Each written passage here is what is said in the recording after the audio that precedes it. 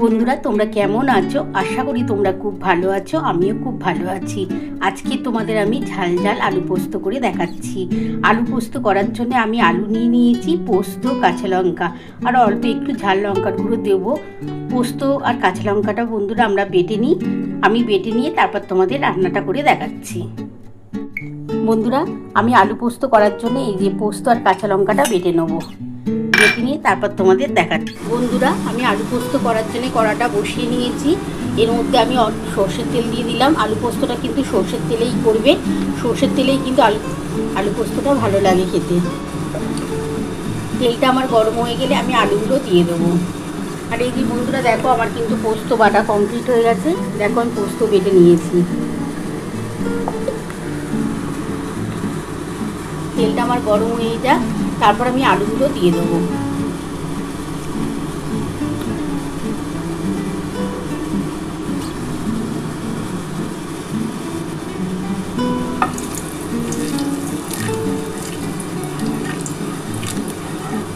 বন্ধুরা দেখো, তেলটা কিন্তু আমার গরম হয়ে গেছে। এবার আমি আলুগুলো দিয়ে দিচ্ছি।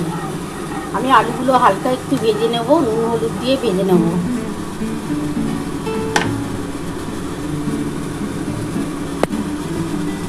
আমি আলুগুলো দিয়ে দিলাম। বন্ধুরা, আমি এই আলুর মধ্যে নুন দিয়ে দিচ্ছি। তোমরা তোমাদের আলুর পরিমাণ বুঝে তোমরা নুনটা দিও। আমি আমার আলু যতটা ফুটেছি সেই বুঝেই কিন্তু নুনটা দিলাম। আমি 2 চামচের মতো নুন দিলাম। আমার আলুটার পরিমাণ একটু বেশি আছে।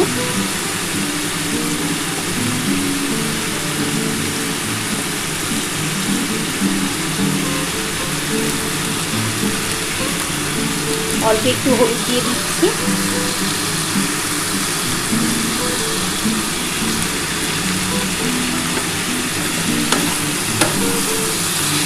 খুব ভালো করে কিন্তু ভেজে নিতে হবে আলুটাকে। আলুটা ভাজা হয়ে গেলে তারপরে আমি লঙ্কার গুঁড়ো, একটু ঝাল লঙ্কার গুঁড়ো দেবো, দিয়ে জল দিয়ে দেবো। জলটা দিয়ে তারপর আমি একটুখানি হালকা করে ঢাকা দিয়ে সিদ্ধ করে নেবো। তারপরে কিন্তু আমি পোস্তটা দেবো। পোস্তটা কিন্তু পরেই দিই আমি। পোস্তটা কিন্তু আমি আগে দিই না। একটু লাল লাল করে ভেজে নিই বন্ধুরা। আমি ঢাকাটা দিয়ে ভাজছি, তাহলে একটু তাড়াতাড়িও হয়ে যাবে আর আমারও সুবিধা হয়। তার জন্যই আমি একটু ঢাকাটা দিয়েই ভাজি। আমি একটু ঢাকাটা দিয়ে দিলাম। বন্ধুরা, আমি ঢাকাটা খুলে দেখি আমার কতটা হলো।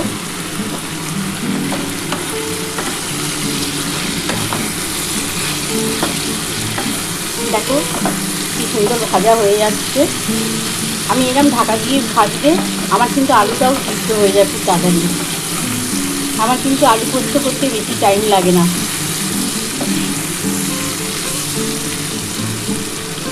এবার আমি একটু ঝাল লঙ্কার গুঁড়ো দিয়ে দিচ্ছি। আমি কাঁচা লঙ্কা 4টে বেটেছি আর অল্প একটু ঝাল লঙ্কার গুঁড়ো দিলাম, একটু ঝাল ঝাল খাবো বলে। আর পোস্ত একটু ঝাল ঝালই ভালো লাগে বন্ধুরা।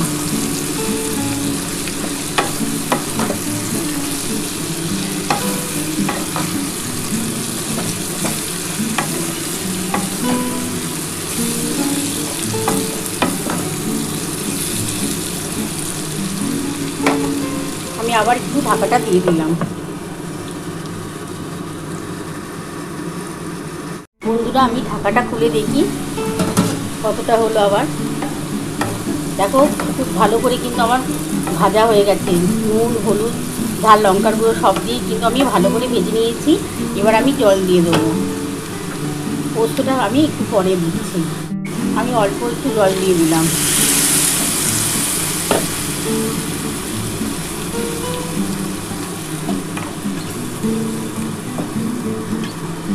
দিয়ে আমি ঢাকাটা দিয়ে দিচ্ছি বন্ধুরা।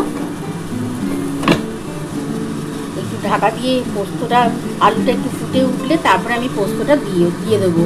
দিয়ে তারপরে একটুখানি আমি কষিয়ে নেবো আলুর সাথে, দিয়ে আমি নামাবো।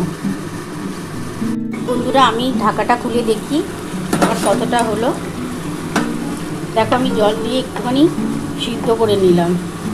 আমার মোটামুটি কিন্তু দেখো সেদ্ধ হয়েই গেছে, দেখতে পাচ্ছ বন্ধুরা। এবার আমি পোস্তটা দিয়ে দিচ্ছি।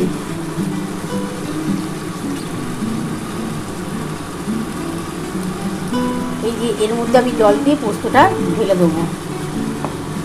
বন্ধুরা দেখো, আমি এই পোস্তর জলটা দিয়ে দিলাম,